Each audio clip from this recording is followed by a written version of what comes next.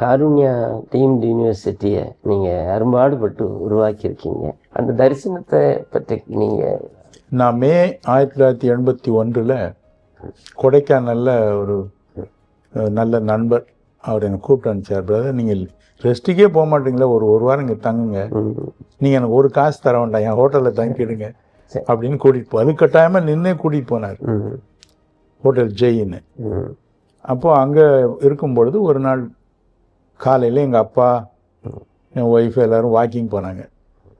நீங்கள் போங்க, நான் கொஞ்சம் ஜெபம் பண்ணிட்டு வந்துடுறேன்ட்டு ஜெபம் பண்ணி அந்த நேரம் அறையெல்லாம் பூட்டி தான் இருக்குது. ஆனால் பூட்டின அறையும் தாண்டி ஆண்டவர் உள்ளே வந்தார்.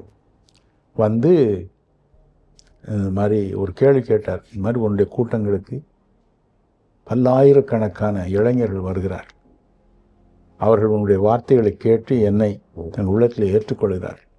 ஆனால் அவர்களுக்கு நீ வேலை வாய்ப்பு தரும் ஒரு கல்வியை கொடுக்காவிட்டால் அவர் பின்வாங்கி போவார்கள். இப்போ நான் என்ன செய்யணும் சுவாமின்னு கேட்டேன். தொழிற்கல்வியூட்டும் பல்கலைக்கழகத்தை நிறுவு சொன்னேன். அப்போ அதுக்கு ரூலே கிடையாது. இப்போ நான் சொன்னேன், ஆண்டவரே நான் ஒரு சுவிசேஷன், மறுபக்கம் எனக்கு பேங்கிங் ஒன்று தான் தெரியும், அப்போது எனக்கு இதெல்லாம் தெரியாது அப்படின்னு. அப்போ அவர் சொன்னார்,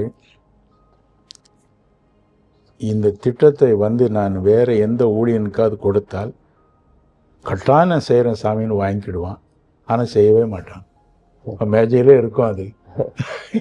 எனக்கு தெரியும் உனக்கு எவ்வளோ கஷ்டம் இருக்குது, ஆனால் நீ இதை எப்படியாவது செய்வா என்பது எனக்கு தெரியும். கர்த்தர் சொன்னது ஆமாம் நிறைவேற்ற. ஆமாம், நீ செய்வா எனக்கு தெரியும்.